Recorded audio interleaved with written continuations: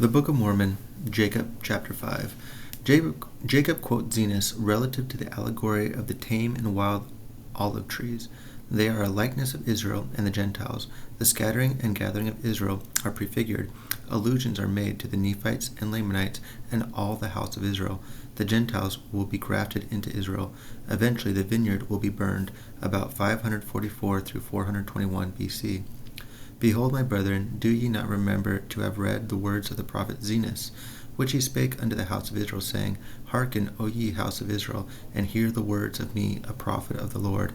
For behold, thus saith the Lord, I will liken thee, O house of Israel, like unto a tame olive tree, which a man took and nourished in his vineyard, and it grew and waxed old, and began to decay. And it came to pass that the master of the vineyard went forth, and he saw that his olive tree began to decay, and he said, I will prune it, and dig about it, and nourish it, that perhaps it may shoot forth young and tender branches, and it perish not. And it came to pass that he pruned it, and digged about it, and nourished it according to his word. And it came to pass that after many days it began to put forth somewhat a little young and tender branches, but behold, the main top thereof began to perish. And it came to pass that the master of the vineyard saw it, and he said unto his servant, It grieveth me that I should lose this tree, wherefore go and pluck the branches from a wild olive tree, and bring them hither unto me, and we will pluck off those main branches which are beginning to wither away, and we will cast them into the fire, that they may be burned. And behold, saith the Lord of the vineyard, I take away many of these young and tender branches, and I will graft them whithersoever I will. And it mattereth not that if it so be that the root of this tree will perish, I may preserve the fruit thereof unto myself. Wherefore I will take these young and tender branches, and I will graft them whithersoever I will. Take thou the branches of the wild olive tree, and graft them in the stead thereof, and these which I have plucked off I will cast into the fire, and burn them, that they may not cumber the ground of my vineyard. And it came to pass that the servant of the vineyard and it came to pass that the servant of the Lord of the vineyard did according to the word of the Lord of the vineyard, and grafted in the branches of the wild olive tree. And the Lord of the vineyard caused that it should be digged about, and pruned, and nourished, saying unto his servant, It grieveth me that I should lose this tree, wherefore that perhaps I might preserve the roots thereof, that they perish not, that I might preserve them unto myself, I have done this thing. Wherefore go thy way, watch the tree, and nourish it, according to my words, and these will I place in the nethermost part of my vineyard, and whithersoever I will, it mattereth not unto thee. And I do it that I may preserve unto myself the natural branches of the tree, and also that I may lay up fruit thereof against the season unto myself, for it grieveth me that I should lose this tree and the fruit thereof. And it came to pass that the Lord of the vineyard went his way, and hid the natural branches of the tame olive tree in the nethermost parts of the vineyard, some in one and some in another, according to his will and pleasure. And it came to pass that a long time passed away, and the Lord of the vineyard said unto his servant, Come, let us go down into the vineyard, that we may labor in the vineyard. And it came to pass that the Lord of the vineyard and also the servant went down into the vineyard to labor. And it came to pass that the servant said unto his master, Behold, look here, behold the tree. And it came to pass that the Lord of the vineyard looked and beheld the tree, in the which the wild olive branches had been grafted, and it had sprung forth and begun to bear fruit. And he beheld that it was good, and the fruit thereof was like unto the natural fruit. And he said unto the servant, Behold, the branches of the wild tree have taken hold of the moisture of the root thereof, that the root thereof hath brought forth much strength. And because of the much strength of the root thereof, the wild branches have brought forth tame fruit. Now, if we had not grafted in these branches, the tree thereof would have perished. And now, behold, I shall lay up much fruit, which the tree thereof hath brought forth, and the fruit thereof I shall lay up against the season unto mine own self. And it came to pass that the Lord of the vineyard said unto the servant, Come, let us go to the nethermost part of the vineyard, and behold, if the natural branches of the tree have not brought forth much fruit also, that I may lay up of the fruit thereof against the season unto mine own self. And it came to pass that they went forth whither the master had hid the natural branches of the tree. And he said unto the servant, Behold these. And he beheld the first, that it had brought forth much fruit, and he beheld also that it was good. And he said unto the servant, Take of the fruit thereof, and lay it up against the season, that I may preserve it unto mine own self. For behold, said he, this long time have I nourished it, and it hath brought forth much fruit. And it came to pass that the servant said unto his master, How comest thou hither to plant this tree, or this branch of the tree? For behold, it was the poorest spot in all the land of thy vineyard. And the Lord of the vineyard said unto him, Counsel me not. I knew that it was a poor spot of ground. Wherefore I said unto thee, I have nourished it this long time, and have beholdest that it hath brought forth much fruit. And it came to pass that the Lord of the vineyard said unto his servant, Look hither, behold, I have planted another branch of the tree also, and thou knowest that this spot of ground was poorer than the first. But behold, the tree, I have nourished it this long time, and it hath brought forth much fruit. Therefore gather it, and lay it up against the season, that I may preserve it unto mine own self. And it came to pass that the Lord of the vineyard said again unto his servant, Look hither, and behold another branch also, which I have planted. Behold, that I have nourished it also, and it hath brought forth fruit. And he said unto the servant, Look hither, and behold the last. Behold, this have I planted in a good spot of ground, and I have nourished it this long time. And only a part of the tree hath brought forth tame fruit, and the other part of the tree hath brought forth wild fruit. Behold, I have nourished this tree like unto the others. And it came to pass that the Lord of the vineyard said unto the servant, Pluck off the branches that have not brought forth good fruit, and cast them into the fire. But behold, the servant said unto him, Let us prune it, and dig about it, and nourish it a little longer, that perhaps it may bring forth good fruit unto thee, that thou canst lay it up against the season. And it came to pass that the Lord of the vineyard and the servant of the Lord of the vineyard did nourish all the fruit of the vineyard.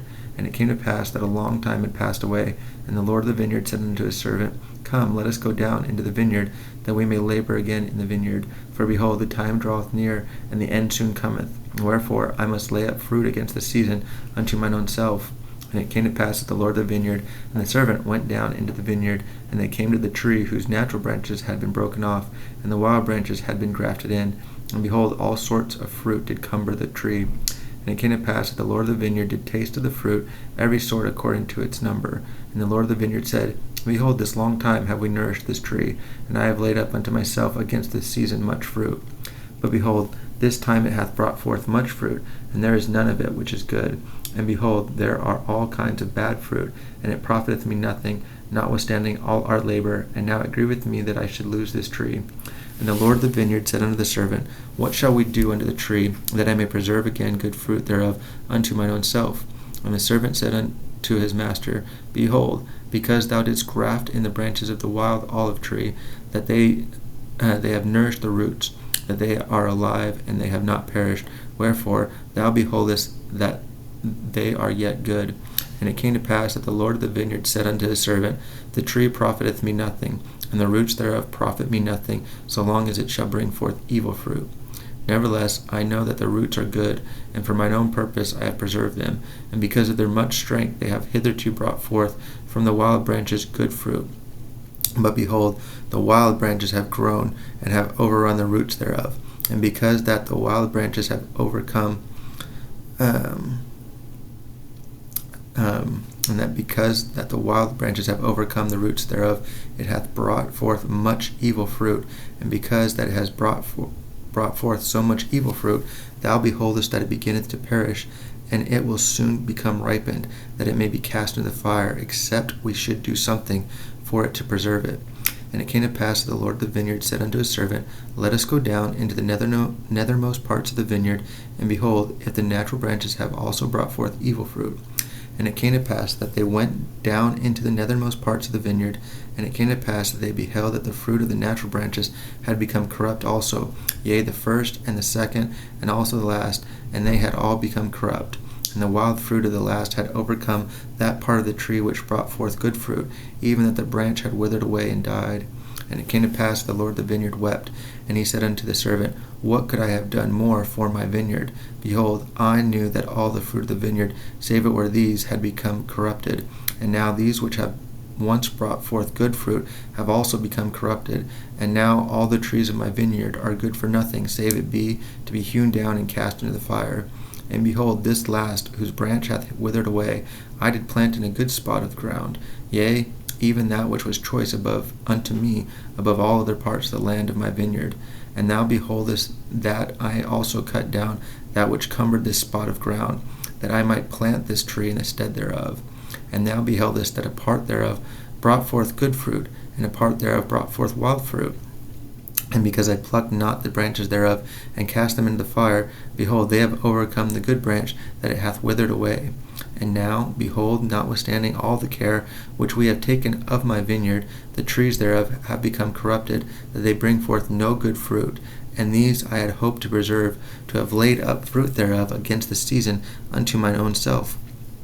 But behold, they have become like unto the wild olive tree, and they are of no worth but to be hewn down and cast into the fire, and it grieveth me that I should lose them.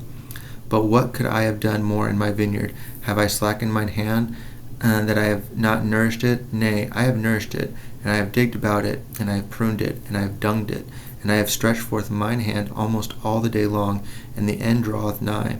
And it grieveth me that I should hew down all the trees of my vineyard, and cast them into the fire, that they should be burned. Who is it that has corrupted my vineyard? And it came to pass that the servant said unto his master, Is it not the loftiness of thy vineyard? Have not the branches thereof overcome the roots which are good? And because the branches have overcome the roots thereof, behold, they grew faster than the strength of the roots, taking strength unto themselves. Behold, I say, is not this the cause that the trees of the vineyard have become corrupted? And it came to pass that the Lord of the vineyard said unto the servant, Let us go to and hew down the trees of the vineyard, and cast them into the fire, that they shall not cumber the ground of my vineyard, for I have done all. What could I have done more for my vineyard? But behold, the servant said unto the Lord of the vineyard, Spare it a little longer. And the Lord said, Yea, I will spare it a little longer, for it grieveth me that I should lose the trees of my vineyard. Wherefore, let us take of the branches of these which I have planted in the nethermost parts of my vineyard, and let us graft them into the tree from whence they came, and let us pluck from the tree those branches whose fruit is most bitter, and graft in the natural branches of the tree in the stead thereof. And this will I do, that the tree may not perish, that perhaps I may preserve unto myself the roots thereof, for mine own purpose. And behold, the roots of the natural branches of the tree which I planted whithersoever I would are yet alive. Wherefore, that I may preserve them also for mine own purpose, I will take of the branches of this tree, and I will graft them in unto them. Yea, I will graft in unto them the branches of their mother tree, that I may preserve the roots also unto mine own self, that when they shall be sufficiently strong, perhaps they may bring forth good fruit unto me, and I may yet have glory in the fruit of my vineyard. And it came to pass, they took from the natural tree which had become wild, and grafted in unto the natural trees which also had become wild.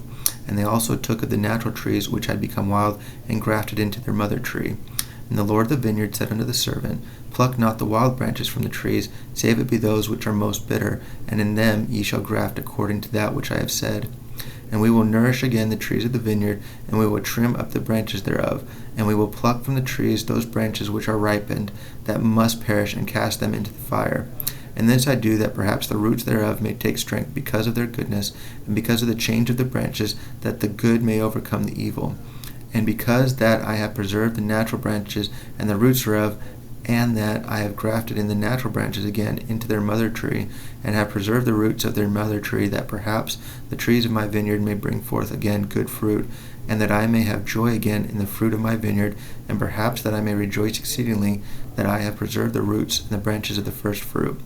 Wherefore go to and call servants, that we may labor diligently with our might in the vineyard, that we may prepare the way, that I may bring forth again the natural fruit, whose natural fruit is good, and the most precious above all other fruit. Wherefore let us go to and labor with our might this last time. For behold, the end draweth nigh, and this is for the last time that I shall prune my vineyard. Graft in the branches, begin at the last, that they may be first, and that the first may be last. And dig about the trees, both old and young, the last and the first and the last, and that the last and the first, that all may be nourished once again for the last time. Wherefore dig about them, and prune them, and dung them once more for the last time, for the end draweth nigh. And if it be so that these last grafts shall grow, and bring forth the natural fruit, then shall ye prepare the way for them, that they may grow.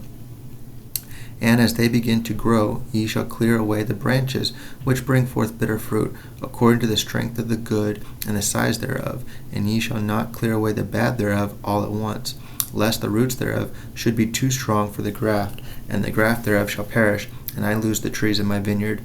For it grieveth me that I should lose the trees of my vineyard.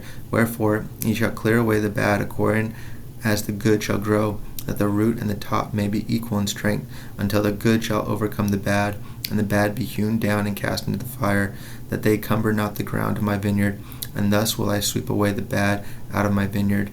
And the branches of the natural tree will I graft in again into the natural tree, and the branches of the natural tree will I graft into the natural branches of the tree, and thus will I bring them together again, that they shall bring forth the natural fruit, and they shall be one. And the bad shall be cast away, yea, even out of all the land of my vineyard. For behold, only this once will I prune my vineyard. And it came to pass, the Lord of the vineyard sent his servant, and the servant went and did as the Lord had commanded him, and brought other servants, and they were few. And the Lord of the vineyard said unto them, Go to and labor in the vineyard with your might. For behold, this is the last time that I shall nourish my vineyard, for the end is nigh at hand, and the season speedily cometh. And if ye labor with your might with me, ye shall have joy in the fruit which I shall lay up unto myself against the time which will soon come. And it came to pass that the servants did go and labor with their mights, and the Lord of the vineyard labored also with them, and they did obey the commandments of the Lord of the vineyard in all things. And there began to be the natural fruit again in the vineyard, and the natural branches began to grow and thrive exceedingly, and the wild branches began to be plucked off and to be cast away, and they did keep the root and the top thereof equal, according to the strength thereof.